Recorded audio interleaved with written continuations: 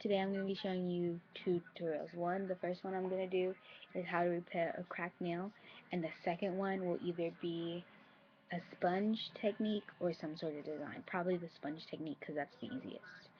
So what you're going to need for the repairing the cracked nail is tweezers, two-sided buffer or a square buffer or just a regular nail file, some crazy glue, scissors, scissors or a tea bag or a gauze. Tea bag was easier for me to find. So what you're going to need to do is buff your nail so that it's nice and rough to the point where you can almost feel how rough it is. Then I want to make sure it's nice and buffered.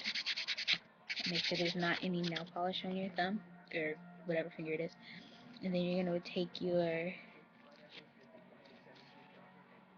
scissors and your tea bag and cut a rectangle depending on how big your break is.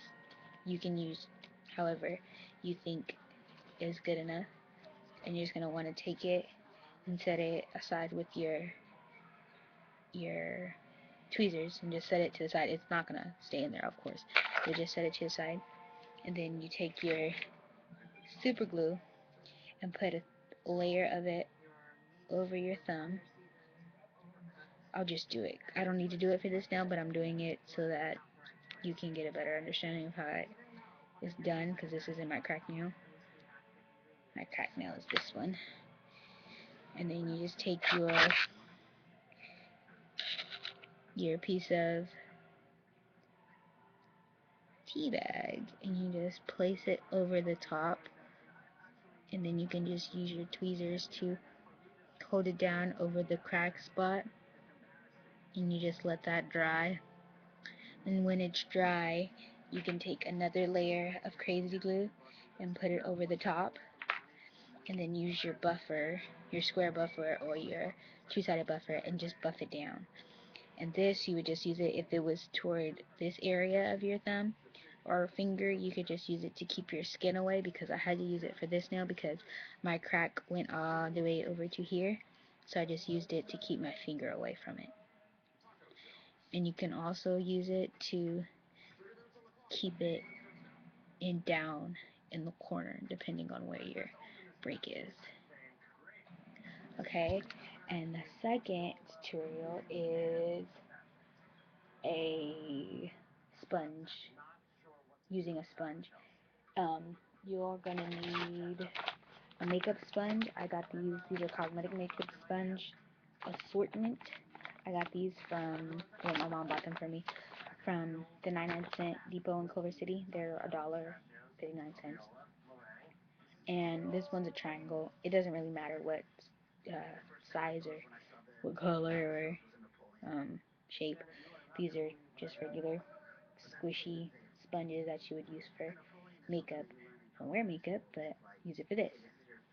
So first you need that, and then you're going to need however many colors you want. I usually use 2 or 3 colors so it'll be a better gradient. I like to use colors that kind of bounce off of each other, that kind of are in the same range. I'm not going to use blue and red because those don't really make a gradient. It's more of a block. I would use a blue, purple, red, because it would kind of fade because you can mix them. I'm talking a lot.